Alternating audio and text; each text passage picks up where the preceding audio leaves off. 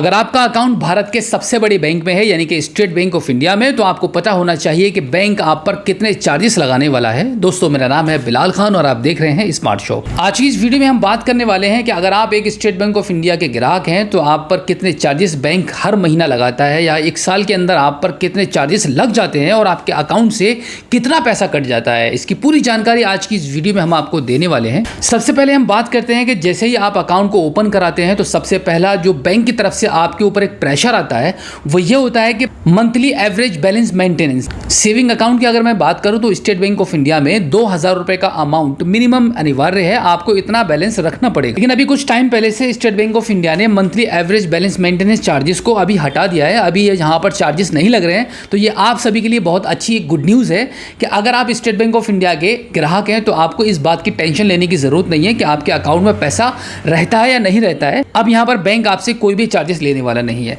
आगे हम बात करते हैं कि आपके पास जो भी आप ट्रांजैक्शन करते हैं तो उस ट्रांजैक्शन करने पर आपके पास बैंक की तरफ से जो भी मैसेज आते हैं यानी कि एसएमएस अलर्ट चार्जेस जिसको बोलते हैं, वो आप पर लगता है 15 रुपए से लेकर 17 रुपए तक का। और अभी हम बात करते हैं कि पासबुक चार्ज के बारे में। जब आपको पहली बार पासबुक मिलती है तो बैंक आपको बिल्कुल फ्री ऑफ कॉस्ट देती है। जब आपकी पहली पासबुक खो जाती है या भर जाती है, उसके बाद जब आप बैंक के पास जाते हैं अपनी सेकंड पासबुक को लेने के लिए, तो वहाँ पर आपको बैंक चार्ज करता है एक पासबुक का आपसे 118 रुपया आपके अकाउंट से काट लेता है आपको दूसरी पासबुक देने में। और अब हम बात करते हैं ऑनलाइन ट्रांजेक्शन के बारे में। अगर आपके पास इंटरनेट बैंकिंग है स्टेट बैंक ऑफ इंडिया का, उसके माध्यम से अगर आप ऑनलाइन ट्रांजेक्शन करते हैं तो एक महीने में आपसे कुछ चार्जेस बैंक ले लेती है आपके ऑनलाइन ट्रांजैक्शन करने पर। यानी कि स्टेट बैंक ऑफ इंडिया आपको ऑनलाइन ट्रांजैक्शन भी बिल्कुल फ्री ऑफ कॉस्ट में नहीं करवा सकती है। और अगले जो चार्जेस लगते हैं आपके एटीएम कार्ड पर, आपका जो एटीएम कार्ड आपको बैंक की तरफ से मिला हुआ होता है उसका जो एनुअल चार्जेस बैंक आपसे लेती है वो 147 रुपये आपके अकाउंट से हर साल बैंक आपके अकाउंट से इस अमाउंट को काटती है आपके एटीएम के रखने पर। और इसी के साथ हम बात करें कैश हैंडलिंग चार्जेस, यानी कि अगर आप अपने बैंक में कैश को डिपॉजिट करने जाते हैं, अगर आपकी होम ब्रांच में अगर आप पैसे को डिपॉजिट कर रहे हैं तो होम ब्रांच में पैसे को डिपॉजिट करने पर बैंक आपसे कोई भी चार्जेस नहीं लेती है। और नॉन होम ब्रांच में अगर आप जाते हैं तो वहां पर आपको 3 टाइम बिल्कुल फ्री ऑफ कॉस्ट आपके कैश को डिपॉजिट कर दिया जाता है। इसके अलावा जब भी आप अपनी नॉन होम ब्रांच में जाएंगे तो वहां पर आप पर जो चार्जेस लगते हैं कैश को डिपॉजिट करने पर वो 50 रुपये प्लस जीएसटी। और अगर आप एटीएम कार्ड के माध्यम से किसी भी स्टेट बैंक ऑफ इंडिया की मशीन से पैसे को विड्रॉल करते हैं तो वहां पर आप पर कोई भी चार्जेस नहीं लगते हैं।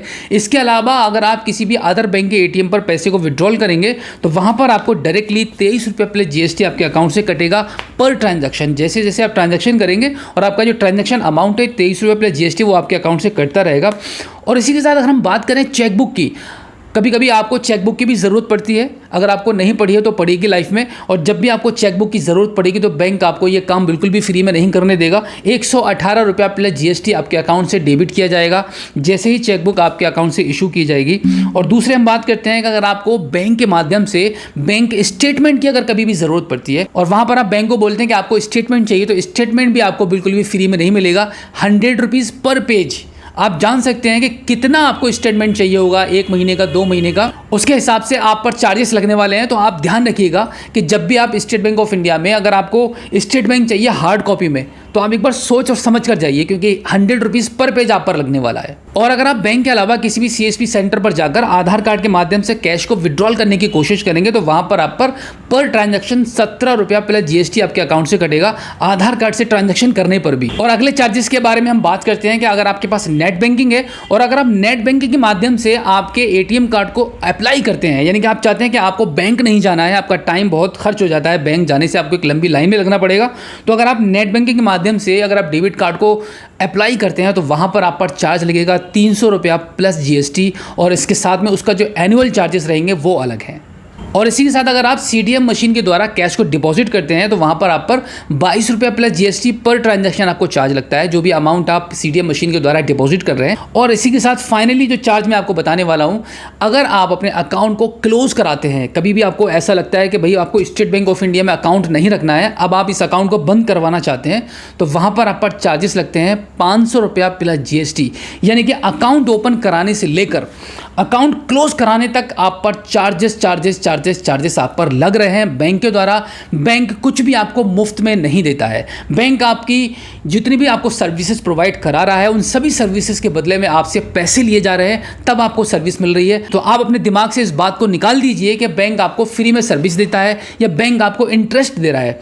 आपसे 1 साल के अंदर, अगर मैं बात करूँ 1 महीने में अगर आप 4 ट्रांजैक्शन भी करते हैं, तो 1 साल के अंदर बैंक आपसे जो पैसा ले रहा है वो 5,280 रुपया आपसे यूं ही ले रहा है, जो कि आपको इसका कोई आइडिया नहीं है, आपको कुछ भी पता नहीं चल रहा है, क्योंकि थोड़ा करके आपसे बैंक पैसा ले रहा है, तो आपको इसका कोई भी एहसास नहीं होता है। अगर यही 5,280 रुपया एक बार में बैंक आपसे ले ले, तो हो सकता है कि लोग बैंकों में अकाउंट खुलाना ही बंद कर दें। लेकिन इतने चार्जेस पे करने के बावजूद भी आपको बैंकों में लाइन लगानी पड़ती है, मैनेजर की आपको खरी खोटी सुननी भी पड़ती है, और आपको बैंक के नियम के अनुसार ही आपको बैंक के अंदर जाना पड़ता है और उसी हिसाब से आपको काम करवाना पड़ता है जैसे बैंक कर रहा होता है, जहां पर आपकी कोई भी मर्जी नहीं चल सकती। तो दोस्तों, उम्मीद करता हूं कि आज की इस वीडियो में जो जानकारी मैंने आपको दी है, आई होप आपको काफी अच्छी लगी होगी। अगर पहली बार आप हमारे स्मार्ट शॉप यूट्यूब चैनल पर आए हैं और अभी तक आपने हमें सब्सक्राइब नहीं किया है, तो प्लीज एक बार सब्सक्राइब जरूर कीजिएगा और बेल आइकन को भी प्रेस कीजिएगा। तो चलिए दोस्तों, मिलते हैं आपसे किसी और एक अगली वीडियो में, एक नई जानकारी के साथ, एक नई अपडेट के साथ और एक नए जोश के साथ। तब तक के लिए जय हिंद।